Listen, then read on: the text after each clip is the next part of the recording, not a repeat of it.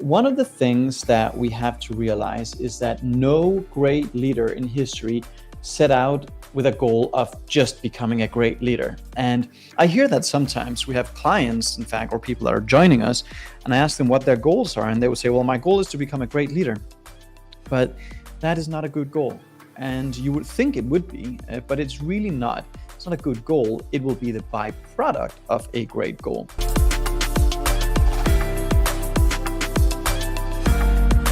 Great leaders throughout history, great leaders in industry, great leaders all over, people who are leading themselves, their families, people around them, they're not self-absorbed in the sense that they want to become a great leader. They are emotionally involved in a mission that is so much greater than themselves. And I remember the first time I met Bob Proctor, and he asked me what I wanted to do. And I said, I want to help people all over the world lead better, richer, and more fulfilling lives. In fact, millions of people. He said, that means you'll have to lead people, Anders. And he said, the first person you will have to learn to lead is yourself. I'm like, all right then. So good leaders are people who are emotionally involved in a mission that is so much greater than themselves. And as a consequence of that, they have to learn how to elevate their leadership skills. When it comes to leadership, it's an interesting thing because it's a mindset thing. It's a subjective mindset thing in most cases. And what you will find is that people who are not very good at leading, they are focused on making people around them think that they are great as a leader. Whereas the really great leaders throughout history are obsessed with helping people around them like themselves better. So there's a big distinction there. Back to the idea that great leaders are people who are really emotionally involved in a mission, in a cause that is so much bigger than themselves. And so for me, I did not set out to become a great leader at all. I did not set out to lead anybody, but I did set out on a mission to help people. And like Bob pointed out, for me to be able to do that, I first have to help myself. I first have to set some really high standards for myself. And as I do that, and as I move forward, and as I created my vision for the company and for the movement that we are in the middle of right now, we've already helped over 10,000 beautiful souls live better, richer, and more fulfilling lives. I had to improve my leadership skills throughout. In the beginning, I was not good at it. But today, as a consequence of me improving my leadership skills, I am the CEO and owner of a multi-million-dollar business that has generated well over $10 million in just a few short years. But that's not an accident. These are all byproducts of inner leadership. And the same with you. If you are looking to strengthen your business, your team, if you're looking to just strengthen your life as a whole, you have to get better at leading yourself. This is really where self-image comes into it, because we talk a lot about self-image in our programs, in our community, but there's a difference when it comes to a strong leader's self-image. Because first and foremost, they have their focus on service, they have their focus on helping others, and because their focus is on others, they're bound to elevate their own standards. But they're not focused first on elevating their own standards. They're focused on looking to the outside world to see where they can contribute. And if we don't have the right, I call it CEO self-image, our chief executive officer self-image, you and I are chief executive officers of our life. And so that self-image, if we don't have the right self-image, you tend to become a micromanager in your life and in your business and on your team real fast, where you nitpick and you micromanage. And most people who are going into business or who are leading teams have a tendency to do that. They have a tendency to micromanage and to implement everything themselves. And that is not a growth strategy. That will lead to stagnation and death. Maybe not physical death, but definitely financial death in a company, if that is what you're leading. You need to place first your focus on self-image, and a little later we'll talk about what that means and how to do that. But then you have to make people around you feel really great about themselves. As an example, I had a client. She was a leader she was responsible for almost 30,000 people. She was HR manager in one of the biggest companies in in Denmark, and her self image did not fit the role. So, can you imagine if you are being offered a position or you are being offered an opportunity and your self image does not align with that? You can't lead anybody because you're not really good at leading yourself. And so she had her skill set. She was very good at what she was doing. That is why she was offered the position. But her self image didn't match. So you might recognize that you have a skill set in an area and you're good at something. But if you don't have a self image that matches that and even supersedes it, you're not going to go very far. And she had an inferiority complex. She didn't feel she was worthy of the position, so she was stagnating her own growth, and it led to stagnation and results she didn't want. But the moment we started working with her self image, everything started to shift. And she placed focus on the people that she was leading and how she could help them. And because she placed focus there, she was bound to increase her own self image because her focus wasn't on herself anymore and whether or not she was good enough. Her focus was on serving the people that she was leading. And so that is such an important point, and I think it's overlooked. She went from implementing, from doubting herself, from nitpicking and focusing on skill set and details, to elevating herself to a higher value level. So you will have to realize that really good leaders are great communicators. They are great with communicating because they can move people emotionally. Whereas people who aren't very good at leading, there's always one common denominator: they are not very good at communication. And so, if you're looking to lead others, to lead a mission, to get your vision out in the world, you have to elevate your communication skills. It is absolutely a necessity. And so, if you overlook this important aspect of self-image as it relates to leadership, you are stuck in the trenches of strategy. And you hear people say, "What do I have to do to get better results?" It's not what they're doing; it's who they are. It's how much focus they place on the people they're leading, and how much focus they place on helping them. And they are really good at spending time with other leaders who think the same as they do. um, we talk a lot about that with our clients in our business mastery programs, and where we actually help them implement these self images and the belief systems we have to hold on a subjective level. But for your growth to become exponential, for your growth to really accelerate, you have to own this concept and not just understanding it. There's a big difference between understanding something and actually owning it subjectively. The lowest value level in this world is implementation, and one of the highest is communication. So, back to the idea that you have to be more. Again, great leaders are great communicators. When you and look, you don't have to look very far down towards history for good and bad. Great leaders throughout history who have shaped history were great communicators. Martin Luther King, great communicator. Hitler, great communicator too. But they just used their skill set for two very different things. So you can move. Gandhi is another great example. He moved 200 million people towards India's independence. Little guy, little of stature, but man, was he good at leadership, emotionally conveying an idea that moved 200 million people towards the same objective. Talk about great leadership, emotional involvement. Now I talk about Gandhi, but here's a guy who embodied the principles of servant leadership. Servant leadership, not self important leadership, but servant leadership. Somebody who placed the needs of the people first. A great leader strives to serve rather than to be served. And there's a lot of great examples throughout history where we can let ourselves be inspired by their examples to understand how this really works. And Gandhi's dedication to his social and political issues of the time was rooted in a deep sense of duty, but also humility. He realized that he wasn't better than anybody. uh, any great leader realized they're the exact same expression as anybody else. A person who shows empathy and commitment to a cause that is so much bigger than themselves, they become great leaders. I was a terrible leader in the beginning when I started. I'm a little bit better today, but I'm by no means perfect at this, by no means, but I'm better than who I used to be.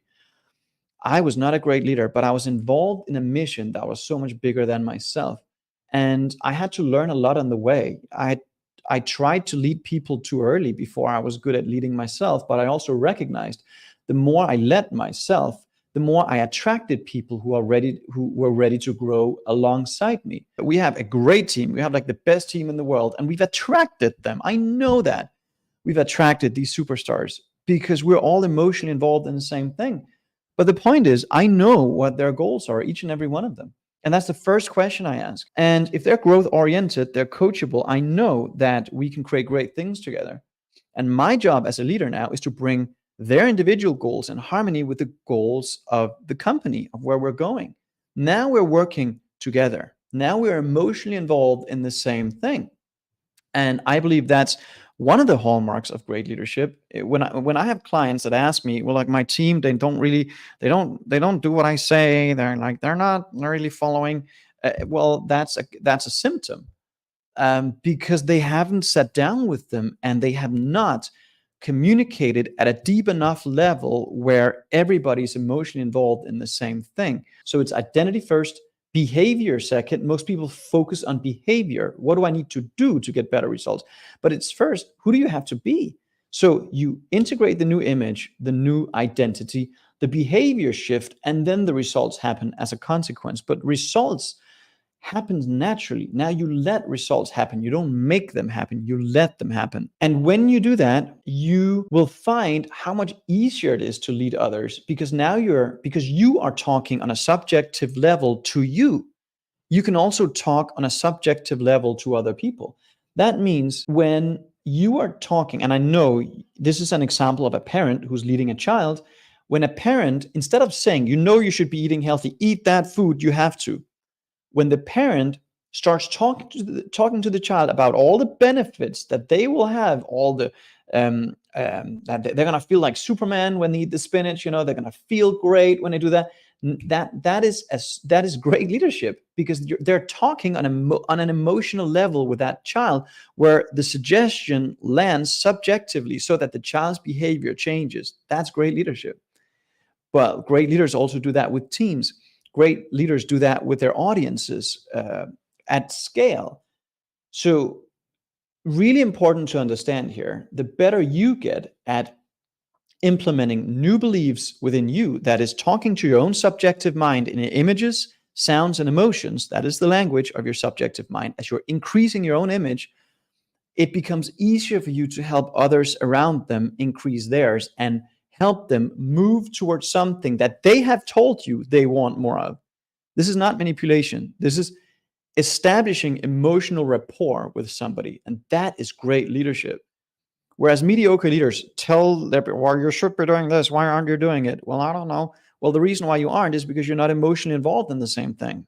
So here you have two ignorant people trying to change something. That's bad. That's bad leadership. Whereas a great leader would study themselves long enough to understand how their mind works, then they would start talking in a language that corresponds with the follower's emotional mind, so that they now work in harmony around the same idea. Now you have a team that moves together. You know that from maybe you've been on a team, or you worked somewhere in corporate or somewhere else, and you had an employee that were not doing the work that you knew they were supposed to do. And they probably knew they were not doing what they were supposed to do either. And they're being called in to a talk with their, superior, the manager, and it ends in a dialogue where the manager asks them, why aren't you doing what you know you should be doing? Well, I don't know. I'll try my best. Next week is going to be different. And next week is pretty much a repeat performance of the last week. What's happening? They're trying to force a behavior. That never works. The identity has not been shifted. Their emotional mind has not accepted a new idea. So it's a temporary fix. It's a temporary sugar fix. It doesn't work. 2-3 weeks later, boom, back to the same pattern, and the person is probably getting fired in the end. So you have two ignorant people trying to solve something. What's the solution? The solution is that the leader, you, starts to understand more about you and how to talk a different language, so that you can lead people down a different path that they already told you they wanted more of. And so what's the key to all of this? The key is that you become better with a concept called auto-suggestion. Auto-suggestion is taking statements, writing out statements from yourself to yourself and repeating them often. Heterosuggestion is statements from the outside world to you. That we need to block off a little bit more. So you need to write out exactly an image of you as a leader in your life, in your business, on your team, on your family, in your family, and how you're leading everybody around you to better and greater, because you are emotionally involved in better and greater. So people will automatically gravitate towards you. That's why I say great leaders throughout history, very few of them have set out on a path to become a great leader. Most of them have set out on a path to fulfill a mission, a vision that is so much bigger than themselves. And as a result of that, they attract people to work with them. And this goes in all areas. So you write it out because you think in images. You are an image maker, like Bob Proctor would say. So you think in images. You have to write out that new image of you as a leader in your life, in your business, in your world. So because we think in images, wouldn't it make sense then to build that image of you leading yourself to great success with high standards? I believe so. Most people say, well, I want a big business. I want great success. I want more freedom. I want more money. I want more this and that. Well, congratulations. These are all effects of a main cause, and the main cause is you. And if you're unwilling to raise your standards and keep them where they should be, you just don't deserve to win. It's that simple. But when you do work with your own image and you do get emotionally involved in something bigger than yourself, everything shifts. Because now you attract people that you will be leading, and that will require you to continuously upgrade your skill set. I'm reading a book right now um, about leadership and more skill set in that regard. I always do. I always immerse my mind in something that I don't know, and I realize I've learned something, over the last few years. The people that think they know the most are the dumbest. I'm sorry to say, but that's just the way it is. The people that are the smartest are people they're humble enough to know that the more they know, the more there is that they don't know. All right. The people that think they know it all are arrogant. They are so, they think they learned it. There's no end station. There's no, I learned it. I'm becoming better at it. That's it. Nobody ever learns this. We just become a little bit better at it every single day. And so I would, if I were you, make a committed decision today to first and foremost get emotionally involved in something that is so much bigger than you, something that is really, truly worthy of you. And as you build that image, secondly, as you shift your identity, your behavior will start to shift, your attitude and your actions and everything will shift. And the energy that you're in will cause you to attract from a different frequency, completely different frequency. And that's when you will realize the need for even greater leadership skills, because you will continuously attract people that are inspired by your example. And your job now is to help lead them. And your first order of business is to figure out what they want more of. Then you bring your vision in harmony with theirs, and now you work together as a team towards bigger, greater, and in our case, a mission. In fact, I have our mission statement right here in front of me because we use it every week as a team. Our mission is to inspire and empower our participants globally through our events and coaching programs, helping millions of people lead healthier, richer, and more fulfilling lives. Personal transformation meets magic, and this we're doing. We're doing it. We're not just talking about it. We're actually doing it. We've already helped over 10,000 people in a very short amount of time, and this is just the beginning. We're in the infancy stage here. We're building a new model that makes the previous models completely obsolete. And I've built a new model virtually every year since I started, and that's caused a big shift in the business, in the way we do things. It's also caused us to attract new talent, and unfortunately had to let go of people that weren't in harmony with that vision. And that's just the way it is. It's not easy, but it's necessary. And like Steve Jobs would say, if you want to be popular as a leader, don't be a leader, sell ice cream. You will, the more people that like your mission, that are attracted to you, there will also be an equal a proportionate amount of people that just don't, that will give you pushback and resistance. And you have to, as a leader, be very clear on where you're going. One of the hallmarks of great leadership is to have a focused mind, a willpower that is really strong, because you will be up against all sorts of unfortunate events, beautiful gifts in ugly wrappings, as I like to call them. But this is important. It places you in the driver's seat of your life, regardless of who and whom you are leading. Thank you so much for watching this video. I have linked to a couple more right here that I think you would like. Now, until next time, it's not who you are that holds you back, it's all the illusions of who you think you're not. This is Hansen. Thank you.